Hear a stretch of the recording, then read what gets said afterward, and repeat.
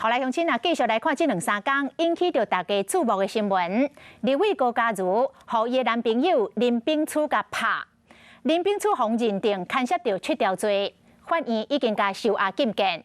这法警要甲林炳初带去坐收车进前，林炳初是甲高嘉瑜倒架一喙，讲真侪人咧骂总统的时阵，高嘉瑜私底下原来真欢喜。伊阁一直强调讲，虽然有甲高嘉瑜两个人私密的相片甲影片，但是有部分是高嘉瑜家己翕的。这林炳初从以上代表看守所了后，甲一个诈欺犯做伙管理的中山社。这个中山社进前嘛捌关押过陈水扁甲李宗瑞。这个林炳初所读的政治大学，对这件暴力的事件嘛做出着声明，讲会依照着校规甲处分。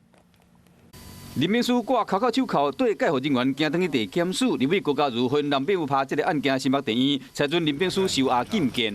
本身已经制止，已经最低了，没有什么可以出去了。问伊讲有什么话要对立委高嘉瑜讲？很开心啊！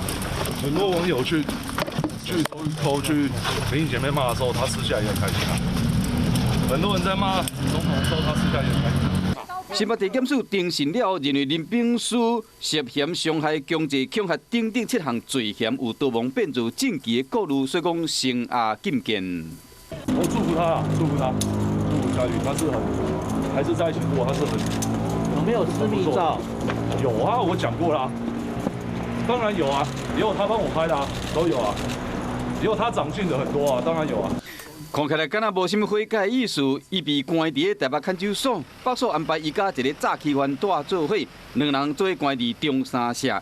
这间牢房捌关过前总统陈水扁、甲李宗瑞等大官名人，所以讲有名人套房的外号。目前已经伫北所带一名。早起的早顿是食糜。林炳书所读的政治大学政治系博士班，系上有提出3点的声明，表示谴责暴力事件，嘛依照调查的结果，依照校规来处理。好来，乡亲。